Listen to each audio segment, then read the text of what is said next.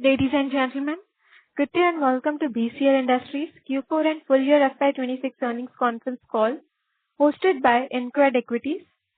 This conference call may contain forward-looking statements about the company, which are based on the beliefs, opinions, and expectations of the company as on the date of this call. These statements are not the guarantees of future performance and involve risks and uncertainties that are difficult to predict. As a reminder, all participant lines will be in the listen-only mode, and there will be an opportunity for you to ask questions after the presentation concludes. Should you need assistance during the conference call, please signal an operator by pressing star, then 0 on your touchtone phone. Please note that this conference is being recorded. I now hand the conference over to Mr. Nitin Awasthi from InCred Equities. Thank you, and over to you, sir. Thank you.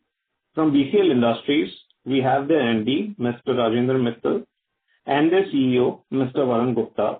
Also from Go India Advisors, their IR, we have Priya Sen. I would now like to invite the management to initiate the opening proceedings, post which we shall open the floor for a Q&A session. Thank you, and over to you, sir. Thank you, Mr. Awasthi. Good morning, everyone, and a warm welcome to BCL Industries Limited Q4 and FY26 earnings conference call. Thank you for joining us today. Let me begin with a brief overview on the industry environment. India's ethanol blending program has emerged as a strategic priority for the government, particularly amid the ongoing geopolitical tensions and conflicts in West Asia. The need for energy security has never been as crucial as in the present situation. Against this backdrop, several authorities have commenced key policy discussions surrounding the possibility of moving beyond E20 mandate. Various government bodies, including ARAI and NITI Aayog, are evaluating higher ethanol blends and flex fuel adoption, which we believe will continue to support long-term demand for biofuel and ethanol. The government is laying the groundwork for moving beyond E20 mandate by evaluating higher petrol blend standards, such as E30 under BIS norm, along with proposed amendments to Central Motor Vehicle Rules to formally incorporate E85 and E100 ethanol blended fuel, enabling flex fuel vehicle adoption. These initiatives are expected to significantly strengthen ethanol demand from OMCs over medium to long term. That said, even with the lower than expected ethanol allocations, BCL Industries was able to maintain near full capacity utilization by leveraging its integrated and flexible distillery operations across ENA, SDS, and ethanol production. However, as more of production was diverted towards ENA and SDS, realization remained under pressure due to the highly competitive pricing environment in the market. Despite this environment, BCL Industries delivered a resilient operational performance during FY26, supported by strong execution, efficient operations, and continued focus on the capacity expansion. A major milestone during the quarter is the completion of the additional 150 KLPD grain-based distillery unit at Bathinda. We have received all the clearances and approval, and the plant is under testing phase. By the end of this quarter, we hope to commence production at the rated capacity. With this, our total installed capacity would stand at 900 KLPD. This expansion strengthens our position against the leading grain-based distillery players in India and enhances our ability to capitalize on future industry tailwinds. We are continuously investing on our cost-saving measures and enhancing our operational efficiencies. We are one of the few distilleries in India to have adopted the use of paddy straw as a fuel source. To that extent, we have installed another 55 tons per hour paddy straw boiler that has enabled us to meet 100% of our steam and power requirements, further strengthening our operating margin. This year also marks a significant step for the company towards strengthening product offerings within the PML category. We launched Punjab Special Whisky in glass bottle, giving it a premium look, enhancing the brand's overall appeal and positioning. Further, we also launched the Punjab Raspberry, a new addition to our product portfolio in this segment. We have sold almost 4.5 lakh cases in Q4 FY26, which is up by 20% year on year. We are seeing healthy demand of the product, and we are optimistic about the performance of this segment going forward. Let me now touch upon the edible oil business. This financial year, we have exited from the packaged edible oil business. However, we continue to operate the soft oil refinery and the trading businesses. Despite the exit from the packaged oil business, FY26 revenue has remained largely in line with FY25 levels. This is attributed to the fact that we have generated decent top line from the soft oil refinery and the trading business and the sustained growth of distillery business. Going forward, BCL continues to evaluate further growth opportunities. We remain on track for proposed additional 250 KLPD distillery expansion at our Fatehabad plant in Haryana, which would be undertaken in line with the evolving industry landscape and policy implementation. It would take nearly 2 years to commission, and by that time, favorable policies would be implemented. Further, the acquisition of the remaining 25% stake in Swaksha Distillery is getting executed as per the planned timeline and is expected to be completed by the end of June 2026, following which Swaksha Distillery will become a wholly owned subsidiary of BCL Industries Limited. Now, moving on to the financial results. For FY26, BCL Industries reported total revenue of rupees 2,913 crores. EBITDA stood at rupees 251 crores, up by 18% year-on-year, with EBITDA margin improving by 130 basis points year-on-year to 8.6%. PAT for the quarter came in at rupees 126 crores, up by 23% year-on-year, with a PAT margin of 4.3%. On the operational front, ENA and SDS volumes for FY26 increased sharply by nearly 74% year-on-year to 53,000 KL, primarily driven by higher diversion towards ENA production amid lower ethanol allocations. Ethanol volume stood at almost 190,000 KL in FY26, while our distillery EBITDA margin improved to 11.03%, supported by better cost efficiency and operational flexibility. The refinery business reported revenue of 749 crores with EBITDA margin of 3.74% in FY26. Overall, we believe BCL Industries remain well positioned, supported by its strategic capacity expansion and continued focus on efficiency and backward integration. Thank you. So, are we open for question and answer? Yes. Thank you very much. We will now begin the question and answer session. Anyone who wishes to ask a question may press star and 1 on their touchtone telephone. If you wish to remove yourself from the question queue, you may press star and 2. Participants are requested to use handsets while asking a question. Ladies and gentlemen, we will wait for a moment while the question queue assembles. The first question is from the line of Harshit from Robo Capital. Please go ahead. Hello. Thank you for the opportunity. Am I audible? Yes. Yes, sir.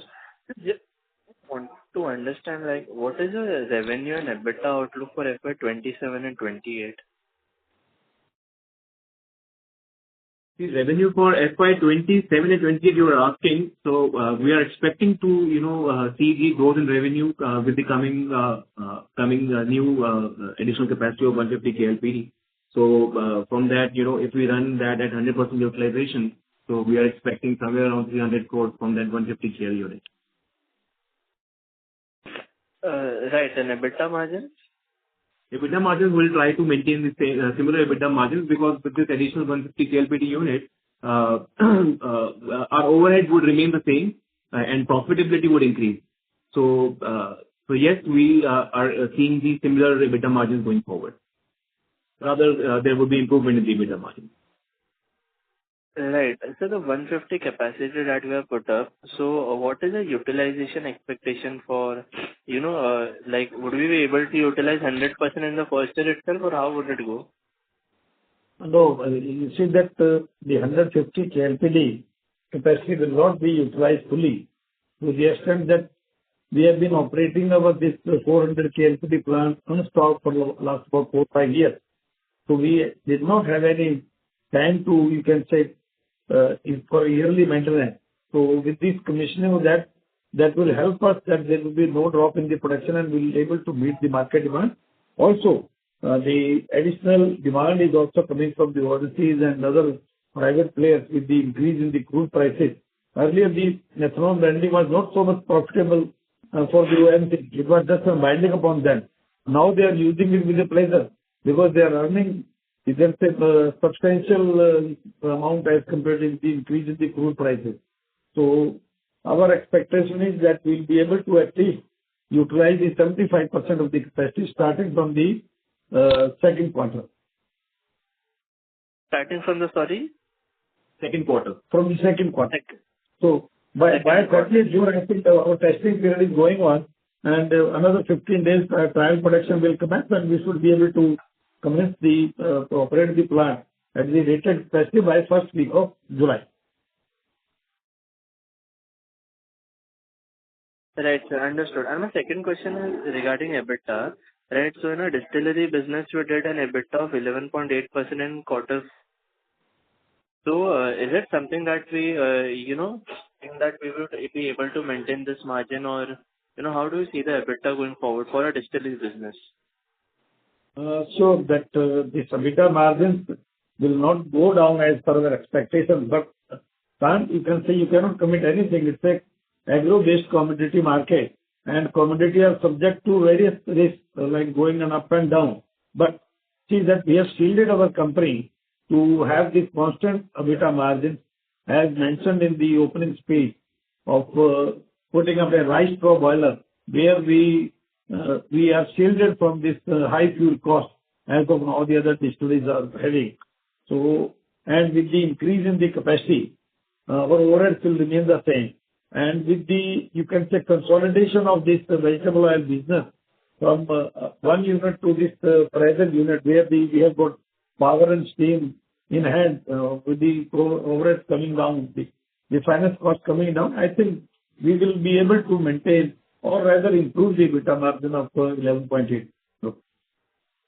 All right, understood. So one of the peer was saying ki, ethanol business, they'll do 12 to 15% EBITDA. So was just, getting some clarity on that. That's all. You see that they might be right. If we have got the 100% allocation, then the EBITDA margins could be as high as 15%, as the peers were indicating to you. But as we mentioned, that about 50% of the capacity, of the flexible capacity, is on account of ENA and the special denatured spirit, and we are catering the farm industrial demand, where the prices are subject to the raw material prices. So we don't get that kind of a fixed margin. And this ethanol business, you sometimes lose that the grain prices or the raw material prices goes up. You cannot pass it on that the increase to the OMC. Whereas in ethanol, the ENA and the other spirit market, if the prices of the raw material comes down, you have to pass on to the consumer. But if the prices goes up, then you have to recover it from the consumer. So this is a stable, and very few distilleries having this kind of a dual licensing. I think our business would be much more stable as compared to the standalone ethanol plant. All right, sir. Understood. Thank you. That's all from my side. I'll join back this. Thank you. Thank you. Next question is from the line of Vikram Kotak from KCP Limited. Please go ahead. Yeah. Hi, sir. I'm audible? Yes, you are audible. Yeah. So, sir, accept my ignorance. I'm attending this call for first time, so pardon me if I ask some questions which are very basic. So, sir, I was seeing your website and a few of the businesses like distillery, biodiesel, edible oil, real estate. Now, you said edible oil, you kind of exited and you are looking at, I've seen very small turnover there. But, you are in aligned businesses as far as distillery or IMIL, country liquor, biodiesel. Why real estate? Is it synergetic to your overall requirement, or is just because you have spare land and now you're building up there? Just help me out with that. No, you see that if you go towards the consumer financial results, the Right. real estate business is as old as 15 years back. We are not having any fresh project. Only the projects which were taken up from 2005 to 10 have been completed, and whatever residue stock that in the shape of profit is coming in the shape of cash to the company. So we do not have any exposure further for the last 15 years in the real estate. So no new real estate. It's only the vegetable oil, the biodiesel, and the PNA, this PML, Punjab Medium Liquor, and the ethanol. Right. So no further real estate and not much edible oil. So you'll focus on the... No. Edible oils will be there. Edible oils will be there because we have got a solvent extraction plant. So vegetable oils will be there, but not in a packed form. We are only catering to the bulk demand in the shape of a bulk supply. So that revenue will always be there, about 700 to 800 crores per annum. Okay. And And the second question, where do you see the company next 5 years in terms of strategic direction? I'm not asking for revenue numbers or something, but how do you see yourself from here to 5 years later? What will be your area of focus? What will be your biggest business in the overall category? How do you see the, business scenario and your internal capacity in terms of team and the leadership and the overall business model? Just want to understand a little bit 3 to 5 year vision of your company. So, you see that at present we are focusing on biofuel.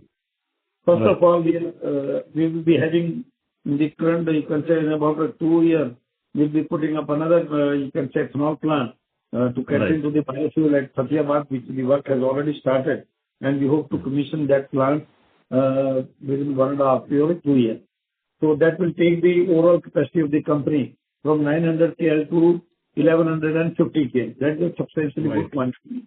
And further, we will be, you can say, focusing on a CBG from, you can say, that also this from biomass.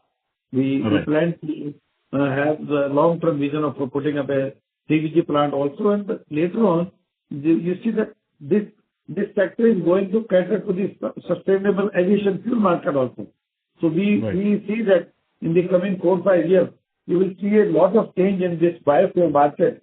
And with this present energy crisis and the environmental angle, you see that we have to feed the 140 crore people. So we have to give them a job. So the main focus of the government or the entire nation is on account of having a cleaner environment.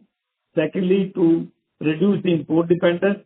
Thirdly, to increase the farmers' income, and so on. So, state reformation. So, by 2000, you must have been reading in the newspaper since by 2030, the Europe has come up with a mandate that all these, we can say, aviation sector will be using about 30% of the sustainable aviation fuel generated from this farm energy, not only fossil fuels part of it. So we see a green future in our company as these biofuel and other things are coming in, and we have positioned ourselves within 5 years we should be a total debt-free company, and some which we are focusing on, which we have been, you must have noticed from our financial results, the financial cost is coming down year to year. And with the realization of our this residue vegetable inventory, which is like various dealers and other parts, out of which the substantial amount has already been realized. We hope to realize within 4 to 5 months or 6 months the entire inventory part of it. So that will add to the cash, consolidate the cash portion of it. So in 5 years we see a great future. And further, after this we will be entering to the CBG section and the sustainable aviation fuel section. And plus, there are technologies coming up, blending this ethanol in the diesel also. So last question from my side is, you also are the ENA supplier to many large, liquor companies, and also you are on side, you're also building your own brand portfolio on the liquor brand as well as IML. So where do you see what kind of size you want to build in, a liquor brand and the country liquor and also in IML? What kind of size you're looking next 5 years? And why this is around Punjab only? Why not it is India? So I just want that's other curious question. So this PNL is Punjab medium liquor. We are only authorized to sell it in Punjab only. The next segment we propose to enter in the coming years is IMFL, Indian Made Foreign Liquor. So we are only taking various steps, and soon we will be coming up with various brands and with IMFL catering to the North India and then to the Pan. So we do have that in the plan. First, we wanted to consolidate our portion, have a good amount of cash with the company. Because this IMF business first will take away about 100 crores in the pocket for the launching of this IMFL brand on the pan-India basis. So first we wanted to have the expansion, all the expansion completed, have a handsome, you can say, the margins with the company, cash with the company. We don't want to borrow money and launch this IMFL business pan-India, because that will be a very high cost for the company, or very high risk for that. So in the coming years, we do have a plan to have this IMFL business launched in first North India, then Pan. Sure. So, sir, This and what market is is growing at 12%. This IMF market is growing at 12%. And this PML market, we are also growing at about 18 to 20%. Right. Right. And sir, what is the current net debt level on the balance sheet as on March 26?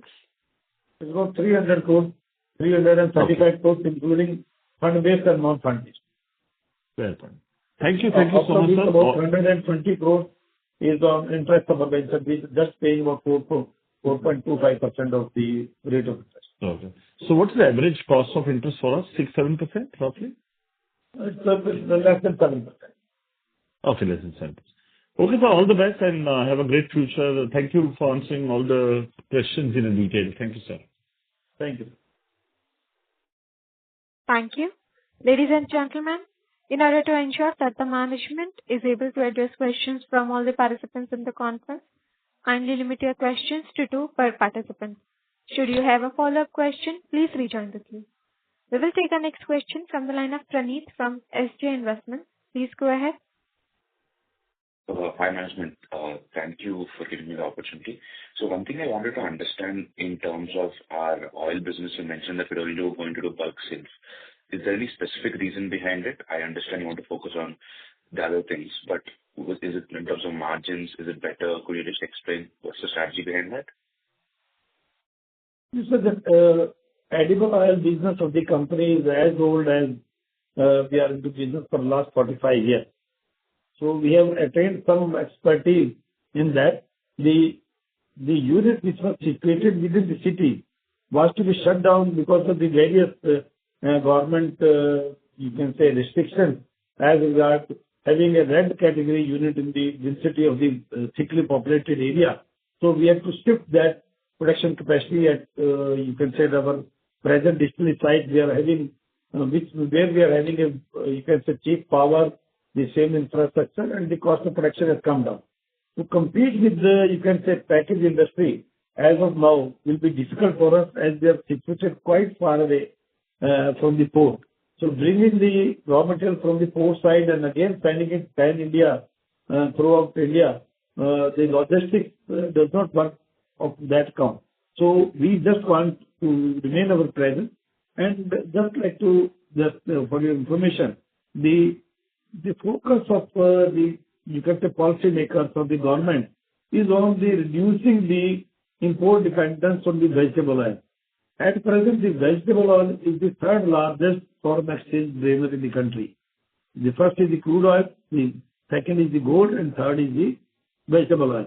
So with the, you can say, government taking steps for the crop diversification, especially in the state of Punjab and Haryana and Rajasthan, for encouraging the farmers to growing oilseed. So we want to be present there. And when the time comes, because earlier what we were doing is we were buying oilseed and selling the final product in the bucket. So we had margins at every stage. Now with the simply bringing crude oil and just refining it does not give us so much margin so that we are able to compete with the port-based refinery or MNC. So we want to position ourselves when the opportunity comes. We can again, you can say, scale up our business to that extent. Understood, sir. And was shifting of the plant expensive, and what did we end up doing with the land? Because did we just relocate the existing plant, or did we have to invest more into it? So, it's the right question. About, say, 25 to 30% of the machines which were workable condition and which were not technology backward, we have already shifted to our business. Those are the commissioned and started the production. Rest of the machines have been sold in the market, and we are getting the, you can say, remittance of the plant and machinery by selling it. And the land parcel, we have put it for sale. So we hope to realize a better value for the product, and that will be put in back into the cash, which will further consolidate the cash portion of the company in, you can say, putting up the further expansion in the plant. We are looking for a land deal in the near future. What is the tentative size of this land deal, sir? It's about 18 acres of land in the city. What could be the value in the particular city?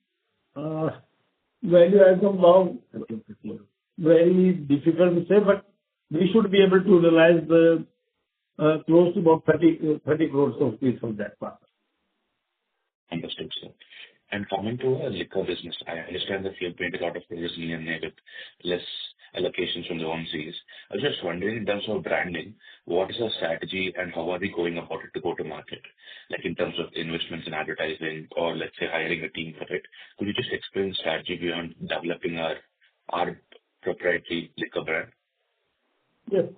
You see that we have basically we are situated at a remote site in the state of Punjab, Bathinda, where the connectivity and the other issues are there. For that, we have already, you can say, materialized our corporate office at Chandigarh, which has started functioning and slowly will be shifting our, you can say, the activities there. From where we plan to have the expertise and the brand launching. So we could see it's not a, you can say, very short-term vision. It has to be very long-term with a sustainable cash flows with you. So we are putting all our efforts to cater to that IMFL segment from our corporate office. And so already we are on the job. So we have had experts and other people for this entering into IMFL business. And regarding ENA sales, and this is not only the ENA sales. This is the, you can say that we are catering to the pharma sector. We are selling industrial alcohol. We are selling special denatured spirit to cater to the various industries. So this is the benefit of a flexible, you can say, having a dual licensing. Otherwise, with a 400 KLPD plant, if the allocation was about 220 KL per day, our 180 KLPD would have been lying idle and the company would have been in trouble. So this is the most benefit our company has, and the entry barrier to ENA business is very tough and it's a very long time, public hearing does not get through. So that kind of a thing, so we hope to have this better business of ENA because MFL market in India is growing at about 12 to 13% per annum. Got it, sir. But could you give some perspective on I'm sorry to interrupt, Praneet. You will please rejoin the queue for I'll get back on queue. Thank you. I'll get back on queue. Thank you. A reminder to all the participants, kindly restrict yourselves to 2 questions. We will take our next question from the line of Sachi Mittal from Concept Invest 12. Please go ahead. Am I audible? Yes. Yes. Yes. My first question is, in FY26, operating cash flows improved sharply, primarily Please speak loudly and clearly. We are not audible. We are not fully audible. Am I audible now? Yes, better. In financial year 2026, operating cash flows improved sharply, primarily aided by working capital release. Is the improvement sustainable or primarily a one-off benefit arising from the liquidation of edible oil inventory? No, you see that from this year that we have grown that the profits of the company has gone up by 18-20%, and there is no capex at present. Earlier, every year there was a capex. The cash flow, the working capital requirement was more because of this factor. And secondly, with the ENA business and this special denatured spirit business, it's on cash and carry basis. Whereas we had a huge outstanding if we operate the plant 100% on ethanol. So there is an outstanding of 21 days from the OMC side. So that cycle has also come down, and it's a totally not temporary business. The company has sufficient cash flow. There has, you can say liquidation of edible oil inventory is helping us. But we are having a sufficient cash flow wherein the entire inventory of this from working capital, you can see utilization of the working capital has come down. It will be further coming down in the coming year. Thank you, sir. My second question is, can you help me understand the sensitivity of EBITDA margins to fluctuations in key raw material prices such as maize and rice? EBITDA margins you say that the ENA business, we should have a constant EBITDA margins because the increase or decrease of the raw material cost is being passed to the buyer. Only the fixed prices of ethanol. So 50% business is on account of the variable cost, if any, is being passed to the, you can say, the consumer. So we hope to maintain same kind of EBITDA margin. Rather, we'll have some improvement with the enhanced capacity, as mentioned earlier, of 150 KLPD. With that, our you can say the overhead cost or the finance cost will come. All right, sir. Thank you. Thank you. Next question is from the line of Himanshu Basani from Pinpoint X Capital. Please go ahead. Hi, sir. Thanks for the opportunity. So my line of questions are more on the green energy side and the new ventures. Sir, on the biodiesel viability, with all the geopolitical scenarios and the rise in diesel prices, are we seeing some recent policy, price revisions that is going on? And if that is happening, how are we looking to participate in that with our 75 KLPD capacity?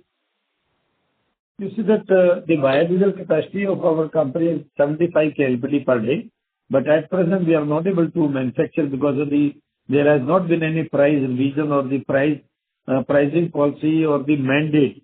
Actually, you see that earlier the biodiesel was being purchased by OMC at 108 rupees a litre. But in the absence of mandate, so they reduced the prices according to the crude, you can say the crude viability, crude derived from the crude. So there was no green energy in the biodiesel sector. So we planned our plant in such a way, either we could use it as a vegetable oil refinery or we can use it as a biodiesel plant. So at present we are operating that of a plant on a vegetable oil refinery. So whenever there is you can say, a revision or the policy revision of the biodiesel rates, we'll be able to participate, and we are already enrolled as a, you can say, biodiesel supplier with all the OMC. So, just on that, so are we seeing some on-ground inflections with the rising price of diesel and everything? Well, you see that this is a government policy, whether to buy the biodiesel at these rates or just keep away and concentrate more on petrol. They may not be thinking that the file is lying with the PMO office, so can't comment upon anything as to what is in their mind and how they will react. But certainly these are the positive indications that the crude prices have gone up substantially high, and the cost of biodiesel should be revised by the OMC, but they are taking their own time. So can't comment. So we did our flexible while putting our plant so that our capacity does not remain idle. So we are using our capacity for the refined vegetable oil section. So that's also giving almost the same margin as we would be getting from the biodiesel side. Understood. And sir, on the bio-CNG front, we were evaluating a 20 MTPD plant, right? How are things right now? What is the process, and how are you looking at things right now? You see that, as mentioned, that our 100 KLPD plant has been commissioned at Bathinda and is under testing. So we did not have the intention to engage another team to put up the plant of Fatehbad, where 250 KLPD this ethanol plant and 20 tons CBG plant has been planned. So that site is ready, now activated. We are moving forward, and we should be able to commence the, you can say, close the books by the next month, and we should be able to start the construction, and within 2 years, we will be able to commission our 200 KLPD plant of, you can say, ethanol, and after the commissioning of that plant, another 1 year will be taking for putting up at 220 tons CBG. Okay, so it is almost like from 3 years from now. Can we say that? Yes, because we want to base our CBG raw material as rice crop, the biomass, where there is a little technological problem at present, but that is being solved, and number of pilot plants have been commissioned by the various suppliers. So we are, you can say, constantly watching that the developments as far as the technology part of it, and the commissioning of the CBG. We have already procured some, brought the land, and that's the part of the expansion program within 2-3 years. Okay, understood. And sir, on the I'm sorry to malt interrupt, and... Himanshu. Please rejoin the queue for follow-up questions. Sure. Thank you. Ladies and gentlemen, due to time constraint, we will take our last question from the line of Sushil from Vinar System Private Limited. Please go ahead. Good afternoon, sir. My question is regarding the land. As the promoters have got such a good experience in real estate development, why should the company not develop this real estate instead of selling it out? It's a very good question. You see that at present, as a management, as a promoter, we are focusing ourselves on the green energy and other parts of it. So we require funds for that. And developing a real estate project and selling it takes a long time. It's not a metro city. It's a three-tier city where the migration is not to that extent that we could develop that into a real estate project of housing or a commercial project. So realization and the decision period is quite high. So let the local people have the profit from other things, and we concentrate towards the core business. So it's not the core business of the company to enter into a real estate as of now. It's a very, very long process to get the sanctions and get the development then and again sell to the various prospective buyers. So we don't want to waste our time. We just want to get the cash and put the same into the business, reduce our finance cost, and achieve our expansion plan. I appreciate that, but I think to have such a big land parcel in the heart of the city and to sell it for, I think you said 30 crores, doesn't really make any sense. No, here the rates are such only. It's only about less than 2 crore rupees acre, which is the cost of buying of this land is 10,000 rupees per acre, and we will be able to get 200% after that. So in the rate, you don't compare this with Bombay or something like that. No, it's a not Bombay. Yeah. But I would appreciate it's a very perfect price to get this kind of.